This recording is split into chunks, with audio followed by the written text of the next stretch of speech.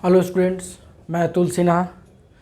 आज के लेक्चर में हम लोग ये जानने की कोशिश करेंगे कि क्यों फ्रक्टोज या मोनोसेकेराइड कीटोज रिड्यूसिंग शुगर होता है। हम लोगों ने रिड्यूसिंग और नॉन रिड्यूसिंग शुगर के क्लासिफिकेशन में देखा था कि वह कार्बोहाइड्रेट्स या वह शुगर्स जो फेलिंग सॉल्यूशन और टॉलेंस रिएजेंट को रिड्यूस करता है और खुद ऑक्सीडाइज होता है, वो रिड्यूसिंग शुगर कहलाता है। लेकिन जो सबसे खास बात था फेलिंग सॉल्यूशन और टॉलेंस रिएजेंट के साथ कि ये एल्डिहाइड ग्रुप को ऑक्सीडाइज करता है एसिड में। तो फिर फ्रक्टोज और मोनोसेकेराइड कीटोज में तो कीटोन ग्रुप है, इसको फिर कैसे ये ऑक्सीडाइज कर देता है? इसका जवाब इस इक्विलिब्रियम में मौजूद है। एक्चुअली अल्केलाइन सॉल्यूशन में ये घटना होता है। अल्केलाइन सॉल्यूशन में एल्डोज और कीटोज के स्ट्रक्चर में इंटरचेंज होता रहता है। ये एक तरह का इक्विलिब्रियम दोनों के बीच होता है।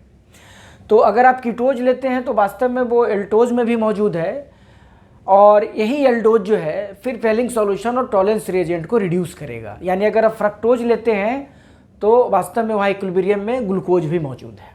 ऐसे आपको सोचना है।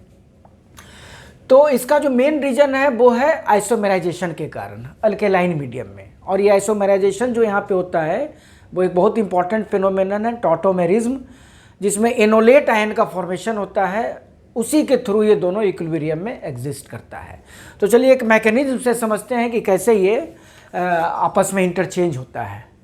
एल्डोज फैमिली में हम लोग जानते हैं कि जो एल्डिहाइड ग्रुप है ये कार्बन नंबर फर्स्ट है। एल्डिहाइड फर्स्ट पोजीशन पे CHO और सेकंड में OH और H। ध्यान देना, OH इस साइड भी हो सकता है, H इस साइड भी हो सकता है। और बाकी के कार्बन चेन से, बाकी के ग्रुप से हमको कोई मतलब है नहीं और ये डिस्टर्ब होता भी नहीं है। जो भी इंटरचेंजिंग होगा वो यहीं पे होगा। यही वाला पार्ट जो है आइसोमेराइजेशन में या स्ट्रक्चरल चेंज करता है। तो ये एल्डोज का आप ध्यान रखना इस तरह का। और अगर ये कीटोन फैमिली का हो, कीटोज हो, तो इसके 1 और 2 कार्बन में कुछ इस तरह का स्ट्रक्चर होगा, CH2OH, और सेकेंड पे कीटोन ग्रुप होगा।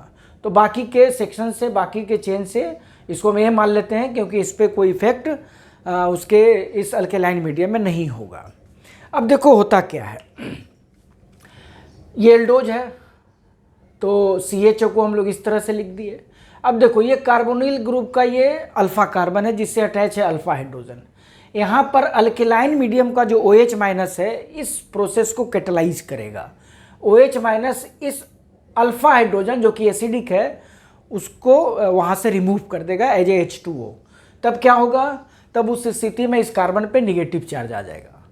ठीक है, अब आगे बढ़ते हैं। देखो अब यहाँ पर निगेटिव चार्ज और पाई इलेक्ट्रॉन ये कंजुगेट में है तो यहाँ पर डीलोकेलाइजेशन होगा इलेक्ट्रॉन का। तो ये माइनस यहाँ पे और ये जो पाई इलेक्ट्रॉन है इलेक्ट्रोनिगेटिव पे आ जाएगा। इस तरह से यहाँ पर एक रेजोनेंस एस्टेब्लिश होगा दो स्ट्रक्चर के बीच, एक इसके और एक इसके। तो जब ये यहाँ आएगा तो डबल बॉन्ड, और ये पाई इलेक्ट्रॉन जब ऑक्सीजन पे जाएगा तो यहाँ पर माइनस चार्ज। ये डबल एरो यहाँ पर रेजोनेंस को दिखा रहा है। अब यहाँ पर जो अल्कली डाइल्यूट मीडियम है उसका H+ इस साइड पे जाके अटैच होगा जो ऑक्सीजन माइनस है, और OH माइनस इस हाइड्रोजन को अब रिमूव करेगा क्योंकि ये ऑक्सीजन से अटैच है तो ये भी एसिडिक है। तब क्या हो जाएगा सिचुएशन? अब आगे बढ़ेगा प्रोसेस। तो यहाँ पर OH हो गया चूँकि H अटैच हुआ, और यहाँ से H रिमूव हो गया तो H2O रिमूव हुआ तो यहाँ पर माइनस चार्ज आ गया। अब देखना फिर से यहाँ कंजुगेट सिस्टम है, फिर से इलेक्ट्रॉन का डीलोकेलाइजेशन होगा पाई इलेक्ट्रॉन का। वो कैसे होगा? ये जो इलेक्ट्रॉन है यहाँ पे आ जाएगा यहाँ पे, और ये पाई इलेक्ट्रॉन इस कार्बन पे आ जाएगा। तो ये कुछ स्ट्रक्चर अब इस तरह का हो जाएगा। अब देखो कार्बन पे निगेटिव चार्ज आ गया तो यहाँ पर अब H+ इसको अटैक करेगा, यहाँ पर इलेक्ट्रोफाइल अटैक करेगा। तो H+ अटैक किया और यहाँ जाके अटैच हो गया। अब ये कार्बन का हाइब्रिडाइजेशन भी sp3 हो गया, अब ज़्यादा स्टेबल हो गया, सेचुरेट हो गया। तो यहाँ पर जब H अटैच हुआ तो कुछ इस तरह का स्ट्रक्चर हो गया। ध्यान से देखना, ये CH2OH हो गया, CH2OH, और ये CO। हम लोग शुरुआत किए थे एल्डोज से और फाइनली इस मैकेनिज्म के थ्रू हमारे पास क्या आ गया? कीटोज आ गया। और इसी इक्विलिब्रियम को मैंने यहाँ पर दिखाया है।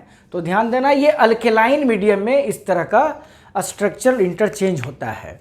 तो अब आपको इसका जवाब मिल गया होगा कि क्यों फ्रक्टोज या मोनोसेकेराइड जो है कीटोज वो रिड्यूसिंग शुगर है। एक चीज़ और है, यहाँ के बाद आपको ये भी समझ में अब आने लगेगा कि एक्चुअल में जो डी ग्लूकोज है और डी मैनोज है और साथ ही साथ डी फ्रक्टोज है, ये तीनों अल्कलाइन मीडियम में इक्विलिब्रियम में रहेगा। ये एल्डोज है, ये भी एल्डोज है, ये कीटोज है।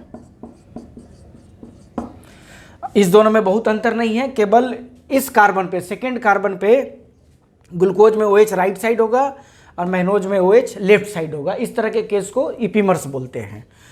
तो अल्कलाइन मीडियम में ये तीनों इक्विलिब्रियम में रहेगा, मतलब रिड्यूसिंग शुगर तीनों है, क्योंकि एक दूसरे में इसका स्ट्रक्चर चेंज होता रहेगा।